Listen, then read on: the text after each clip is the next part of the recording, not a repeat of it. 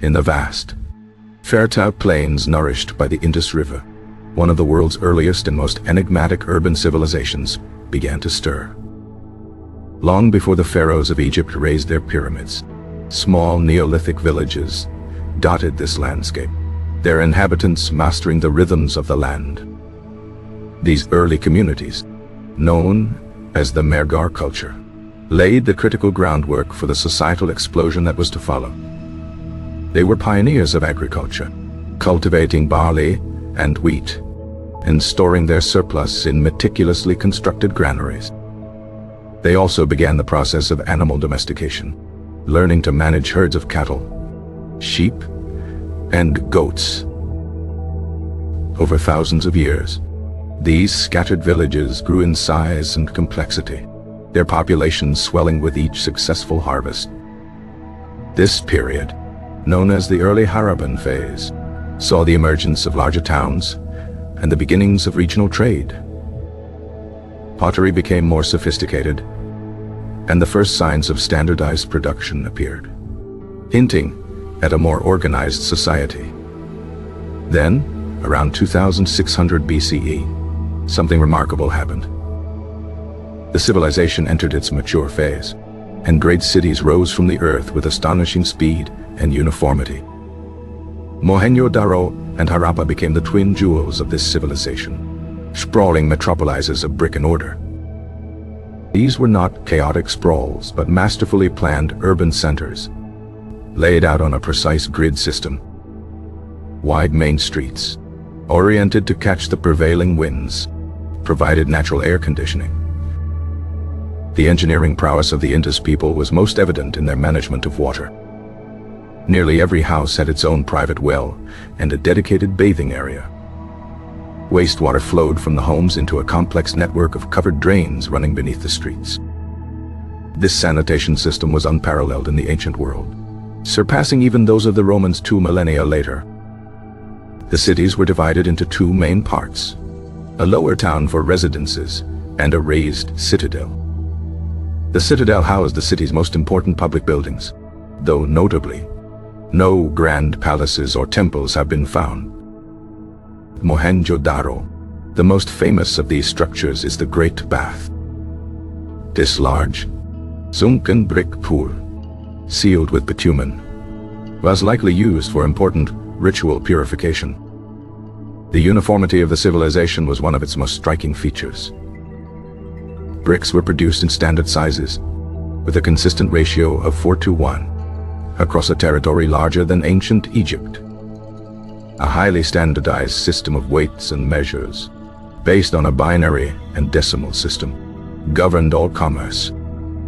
This suggests a powerful, centralized authority or a deeply ingrained set of cultural norms. Life in the lower town was organized and bustling. Houses were often 2 stories high, built around a central courtyard that provided light and air. The society was one of skilled artisans and industrious merchants. They were masters of pottery, creating a wide range of functional and decorative vessels.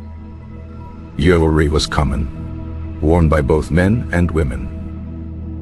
Beads were crafted from carnelian, agate, and even gold, and were a major export item. The Indus people engaged in extensive trade, reaching as far as Mesopotamia and the Persian Gulf.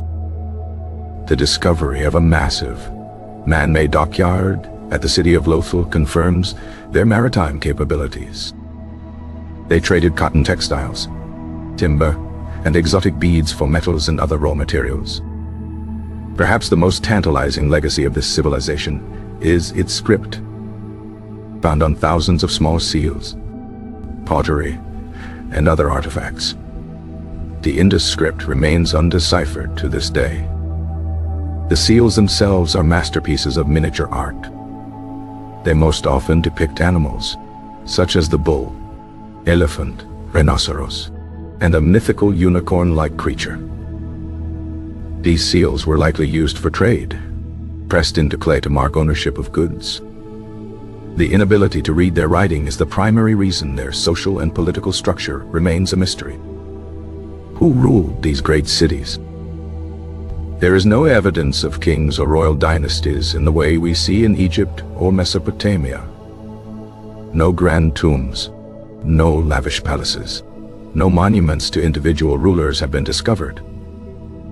Some scholars speculate that the cities were governed by a council of priests or community elders. The famous priest-king statue, a small but powerful sculpture of a bearded man, offers a hint of leadership. His trefoil-patterned robe and focused gaze suggest a figure of importance, but his exact role is unknown.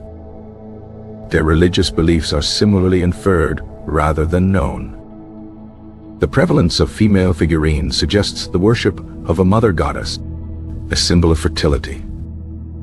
A seal depicting a horned figure sitting in a yogic posture, surrounded by animals, is thought to be a prototype of the Hindu god Shiva.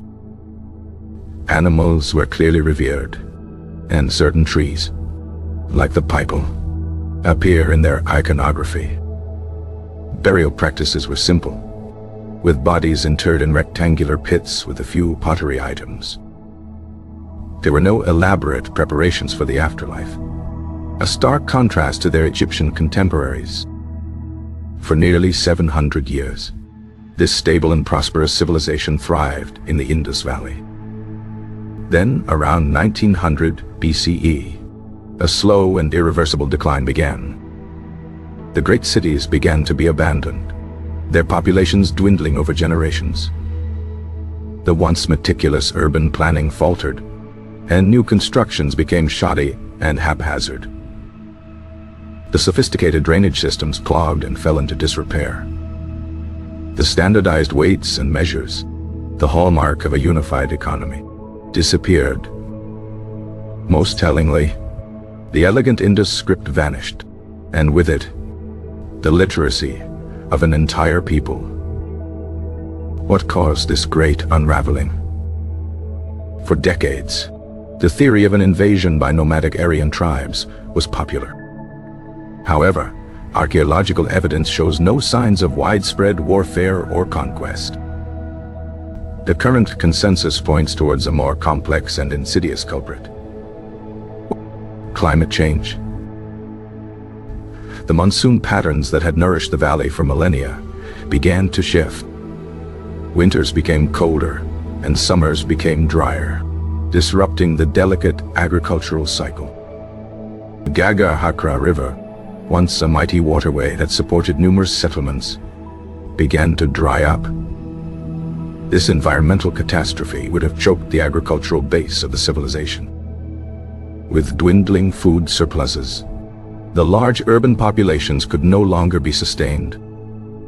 People began to migrate away from the dying cities, moving eastwards and southwards. They established smaller, more rural, and less complex settlements. The great traditions of urbanism, writing, and standardized trade were lost. The Indus Valley civilization did not vanish in a single, violent event. Instead, it slowly deurbanized, its legacy transforming and dispersing with its people. For centuries, the magnificent cities lay buried under mounds of earth, their memory completely forgotten. It was not until the 1920s that archaeologists, excavating these mounds, rediscovered the lost civilization. The discovery of Mohenjo-Daro and Harappa pushed back the history of the Indian subcontinent by thousands of years. Today, these silent brick ruins stand as a testament to a once great society. They speak of a people who mastered the art of city living, who valued order and cleanliness. They hint at a peaceful, egalitarian society that prioritized trade and craft over war and conquest. And they hold a profound, unanswered question in their undeciphered script. The lost civilization of the Indus Valley reminds us that even the most sophisticated societies are fragile. It is a story of remarkable achievement and slow, inexorable decline, a silent chapter in the grand narrative of human history.